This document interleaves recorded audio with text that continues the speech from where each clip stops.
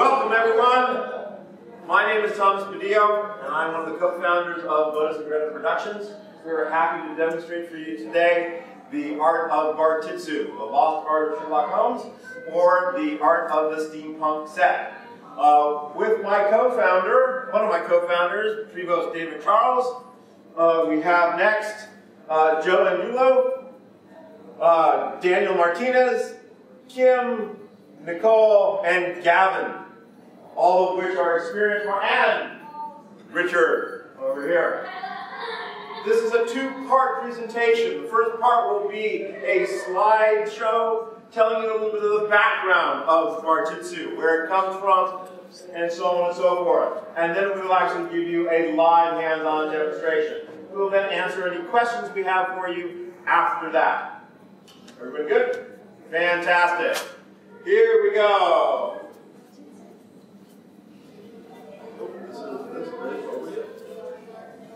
So,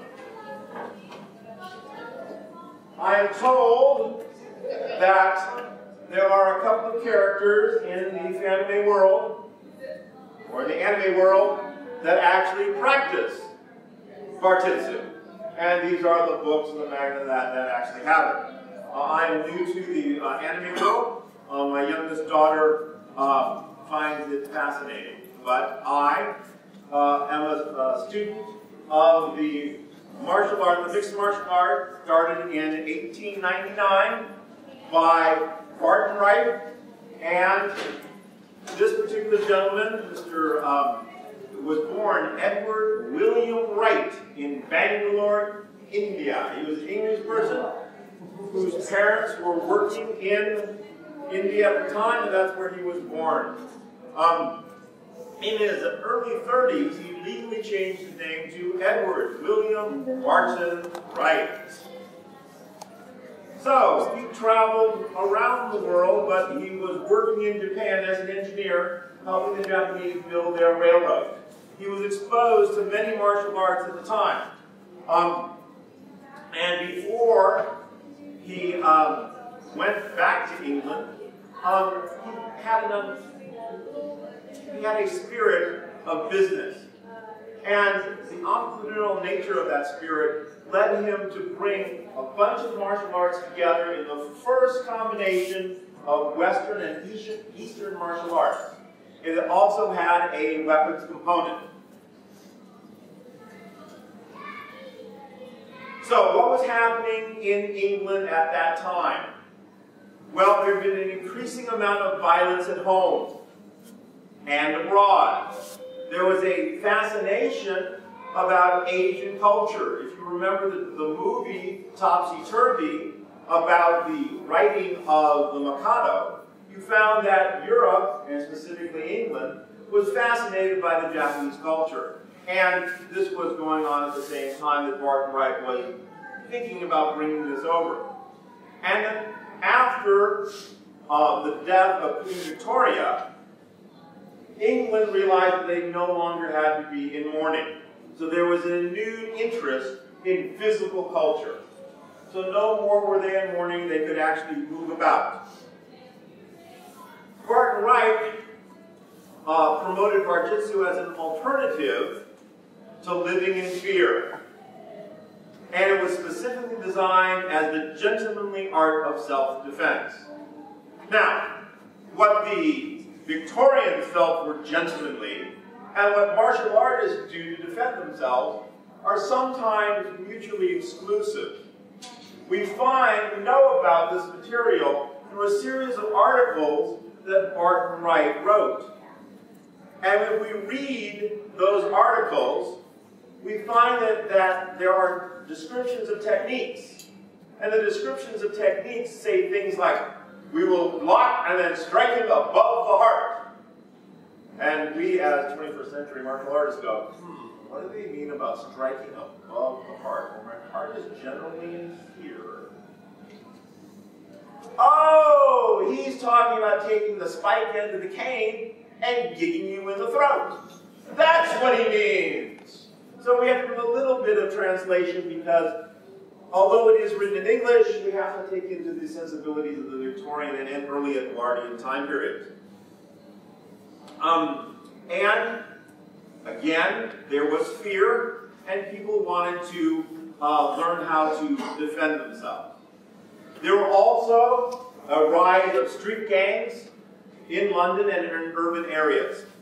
At the 2 years before the beginning of Victoria's reign, a gentleman by the name of Lieutenant Colonel Random developed a book about defense for urban and rural areas. And he indicated that you should use a cane like you would use a sword, a cutting and thrusting sword. Barton Wright brought in a Swiss-French Lacan individual that utilizes the cane in a different manner. And this was because there were a bunch of gangs running around the street and you wanted to defend yourself. So, there were a lot of fencing studios that would actually come in and teach. And they would teach the British arts of quarterstaff, single stick, saber, foil, and bayonet. Matter of fact, I taught a steampunk bayonet class last night, or yesterday. And Kim and I taught a navaja, defense against the defense of the Spanish knife yesterday as well. The Bartitsu Club existed from 1899 to 1902. It was in the Soho district. Unfortunately, it no longer exists. And last year, the Bartitsu organization actually had an international school of arms close to that facility. Tony Wolfe was the one who organized that. You might recognize his name from the work that he did on Lord of the Rings as the fight-style designer. Here are the folk that Barton Wright brought to London. Professor V and two folk that I can't pronounce. Just read them over there. Right. There are 4 ranges that we use in Bartitsu. There is the stick range. We do not use the cane as a sword. We use it as a mace. The cane at the time was a rattan-like cane with a heavy, heavy silver or brass knob at the end. If you've ever hit yourself with a hammer and a thumb, you know what we're talking about. The second range is the kicking. And Barton Wright brought in a salvator, and there are only 3 kicks that we use that we know that were written about, and we will be demonstrating that a little bit later on. Also, there was the fist distance. Now, the British schoolboys, and in the steampunk world, schoolgirls, learned British boxing, British wrestling, single stick, all in grade school. Corporal punishment was a standard in school. You've heard of the stories in the 60s of nuns whacking students with rulers. I was one of those kids. And we learned certain things in the 1899 to 1902 in the school, but we expected that there was a foundation by which we would build upon, and that foundation was what we learned in school. And for close quarter combat, Bartitsu uses jujitsu. He brought over Japanese wrestlers that would do a series of prize fights all around London and England, and they would put on matches. And they would ask the earliest and biggest individual come up, and these very slight individuals from my part of the world would come up and show them their style. So we're about to present to you a demonstration of this. Ladies and gentlemen, performers, do you have your equipment and props properly set? Very good. I'm going to terminate my PowerPoint presentation and shut off the projector. Bear with me for just a moment. There we go. And here we go. Let me change the zoom on this. I'll be speaking Barton Wright's actual words that he wrote in these articles. So you are hearing my voice, but they are Barton Wright's words. For some reason, there had been a great increase of late in what London folk called hooliganism. the riotous street demonstrations on Market night, and in celebration of the close of the Boer War, caught the stream of toughs who poured out from the Whitechapel district into the West End, and that the renowned London Bobby could not be everywhere at once.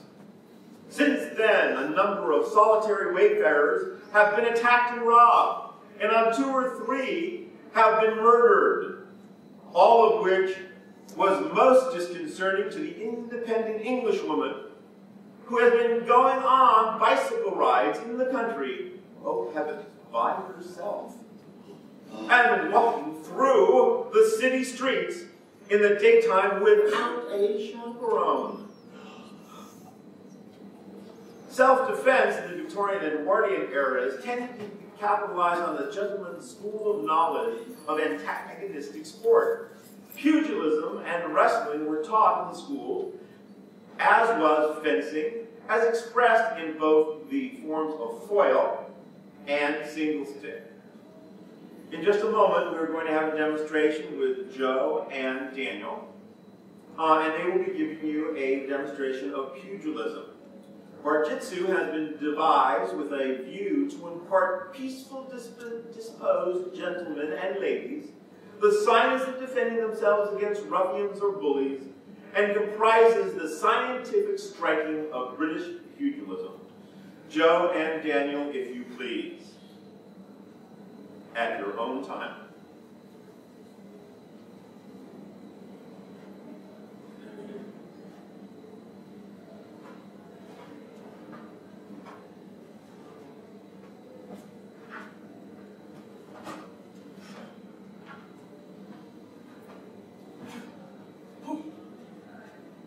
I got 5 on you.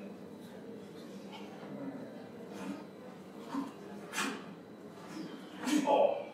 Whoa.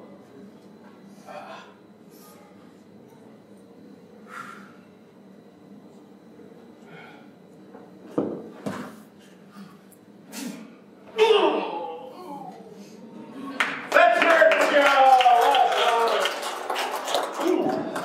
Oh, perhaps we spoke too soon.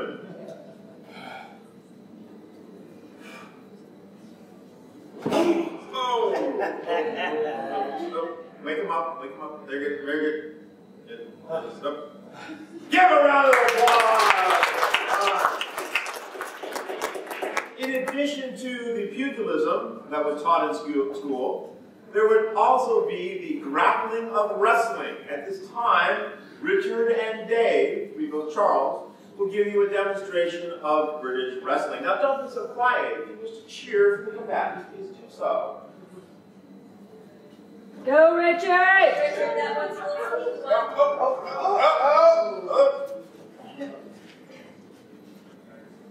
Oh, you're being too quiet. Go,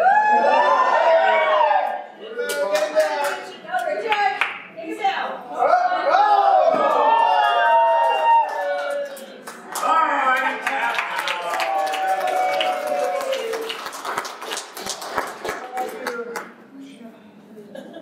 In addition, Bart Wright added to his system the dynamic kicks of French savants. Here we have Gavin and Daniel to give you a demonstration of the kicking arts of the French system. At your leisure. We want some blood! Oh, that'll be later. That'll be later. Oh, good ones! Okay, go. Hey! Get it! Get it!